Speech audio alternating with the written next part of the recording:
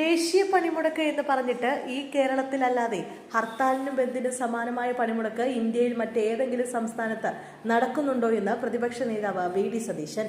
ഇത്തരത്തിൽ കാലഹരണപ്പെട്ട കാര്യങ്ങളിൽ മാറ്റം വരുത്തണമെന്ന് പ്രതിപക്ഷ നേതാവ് പറഞ്ഞു.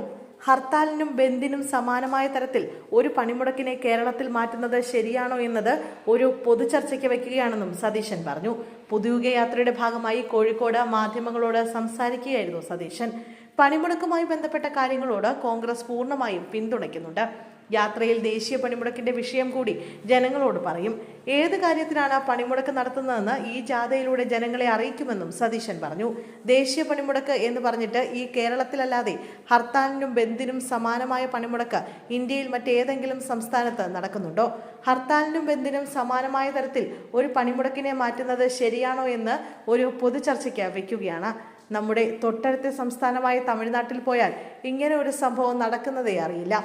കർണാടകയിലും മഹാരാഷ്ട്രയിലും പോയാൽ കാണില്ല. എല്ലാവരും കൂടി ആഹ്വാനം ചെയ്ത ഡൽഹിയിൽ പോയാലും ഇത് ഇല്ലല്ലോ. കേരളത്തിൽ മാത്രം ഒരു ബന്ദിനും ഹർത്താലിനും സമാനമായ രീതിയിൽ വേണോ എന്നത് ആലോചിക്കണം. ഈ വിഷയത്തിൽ ഒരു പൊതുചർച്ച നടക്കണമെന്നും വി.ഡി. സതീശൻ പറഞ്ഞു. ജനജീവിതം മുഴുവൻ സ്തംഭിക്കുന്ന നിലയിലേക്ക് പണിമുടക്ക് മാറുന്നത് കാലഹരണപ്പെട്ടതാണോ എന്ന് ചർച്ച ചെയ്യണം. ഏത് ദേശീയ പണിമുടക്കായാലും കേരളത്തിൽ മാത്രമാണ് നടക്കുന്നത്. കാലഹരണപ്പെട്ട കുറെ കാര്യങ്ങൾക്ക് മാറ്റം വേണമെന്ന അഭിപ്രായം UDF-നുണ്ട്.